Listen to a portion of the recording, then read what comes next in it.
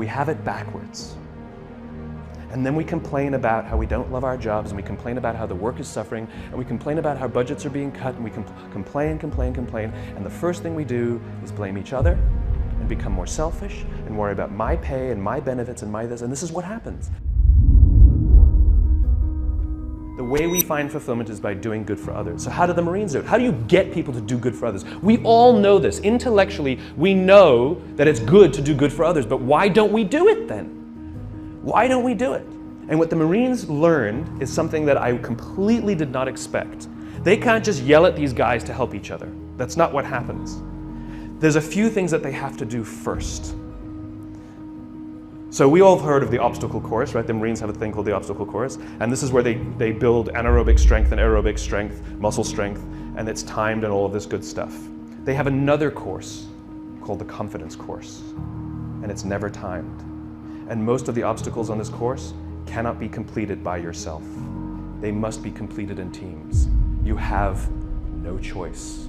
That's just how it's designed. And what they say is the first 2 weeks of boot camp, everybody's there to outdo each other and prove that they're strong. Just kind of like when we start in a job, we want to show how great we are, we'll work a little harder, we'll do good work, look how good my design is, right?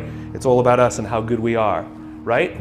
But they keep putting them in situations where they can't do things by themselves. And what starts to happen very slowly, they said after about 2 weeks, they start cheering for each other. Now they get in trouble when they do, but they start cheering for each other. And then before too long, you see them organically start helping each other. And what happens is if there's one person who's weak and refuses to help each other, the others, or even if there's one person who's strong, who's, I was the star college athlete, and they get to the end of every obstacle and they just stand there and wait for everybody to finish and they don't help each other, what starts to happen is organically the group starts to ostracize that person. Organically, they get ostracized until they learn that the only way that they will get through this thing, the only way they will survive boot camp, is if they ask for help because they have no option. The problem is, no one will help them until they're willing to help another. It's the deal we have to make.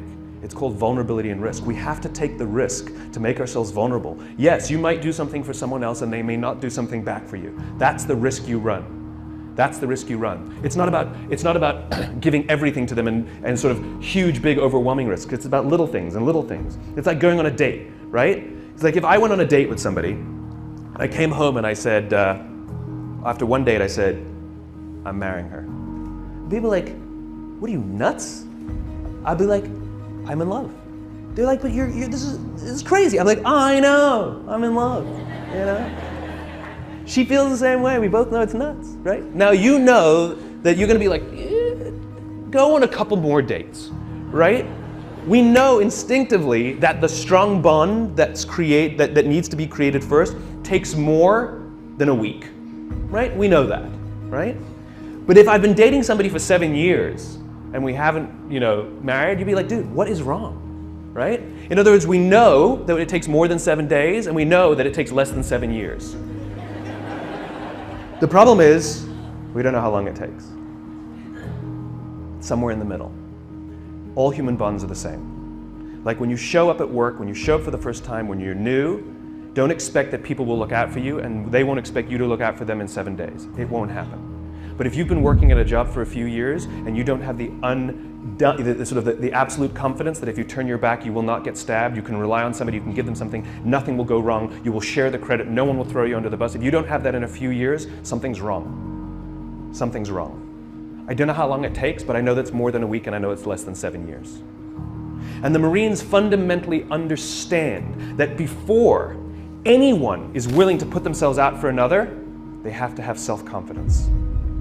Real self-confidence. You have to be confident in yourself and your own ability before you're willing to help another. If you're insecure at all about your own ability, it's sort of a paradox, right? How can I overcome my confidence, my self-confidence? And we all have ego issues at all times, we all do, right? But if I'm not confident in myself, I won't help another. It's a paradox because then we need someone to look out for us before we're willing to help our peers, right?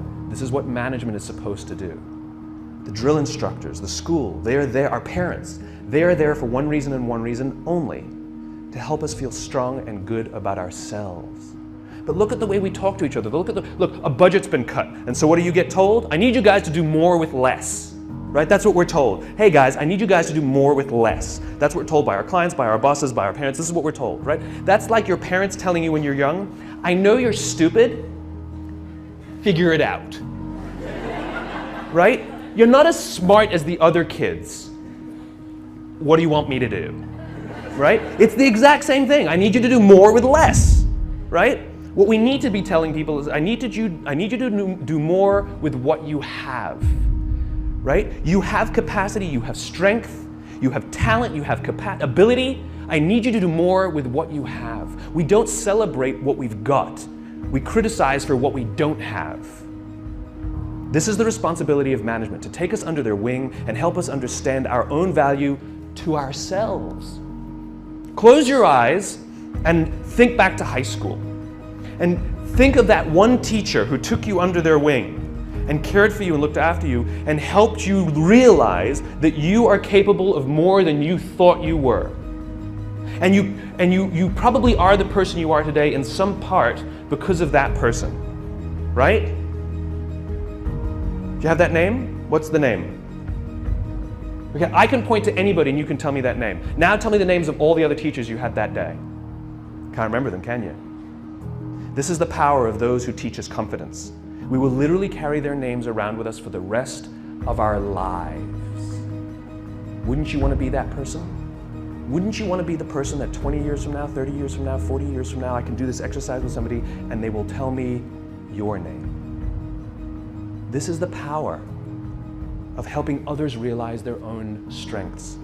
This is what management and leadership is supposed to be doing. They're supposed to be caring for us and helping us realize our own value. And by the way, if you have anybody who reports to you or works for you, your responsibility is not to make them meet the deadline. Your responsibility is not to make sure that they do as you say.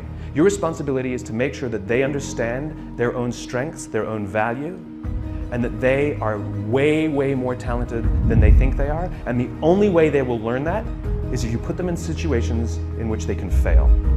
And you hold them and you support them and you give them talent and you give them skills and you give them education and you watch their backs, and if they fall over you encourage them to get back up, and if they fall over you encourage them to get back up, and if they fall over you encourage them to get back up until they figure it out themselves. It's called confidence. It's your responsibility to help others find it, and it's others' responsibility to help you find yours. And the amazing thing is, as soon as you start feeling confident in your own ability, you naturally help each other. That's what happens. It's called trust. In the military, they give medals to people who are willing to sacrifice themselves so that others may gain. In business, we are willing to give bonuses to people who will sacrifice others so that we may gain. We have it backwards. And then we complain about how we don't love our jobs, and we complain about how the work is suffering, and we complain about how budgets are being cut, and we complain, and the first thing we do is blame each other and become more selfish and worry about my pay and my benefits and my this, and this is what happens. When we are unfulfilled, we look at the metrics and we say they're not good enough. When we are fulfilled, we don't care about the metrics. This is why when you have a job you love and you get a call that says, I'll offer you tons more money and great benefits, you're like, I'm not interested, I'm not interested, I'm not interested. I'm very happy here, but we'll give you more. That's not the reason I'm here. I'm here because I love it. I'm here because I care for the people I work with, and I'm here because the people I work with care for me. This is the world I imagine. This is the world I imagine. And here's the great thing. If you take little risks, I'm not talking about big things, little things. If you start doing little things for each other, the amazing anthropological response is other people will start doing little things for others too. I was walking down the street 2 days ago, and a guy's backpack was open and a whole bunch of paper fell out as he was walking down the street. And I happened to be behind him, and so my friend and I just we were in mid-conversation, and in mid-conversation, we never even stopped talking. We just bent down, sort of helped him gather his papers, hand them back to him, sort of pointed out that his book bag was, his backpack was unzipped, and he said thanks, and we walked on. It was like no big deal, right? We get to the end of the street, and we stand we're waiting to cross the street. We're still talking, we haven't stopped talking. And the guy in front of us turns to us and says, I saw you help that guy. That was really cool.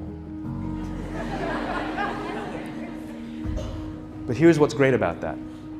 That guy will go do something for someone else simply because he saw us bend down and pick up paper for someone else. He will actually go do something for someone else because of it. right? He won't give to charity because he sees me put $1 in a cup, but he will actually help someone because he saw someone also help someone.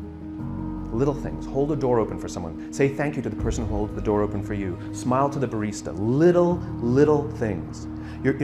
Put your foot in the subway when the door is closing so someone who's running will make it. Hit the open at the elevator. Don't go,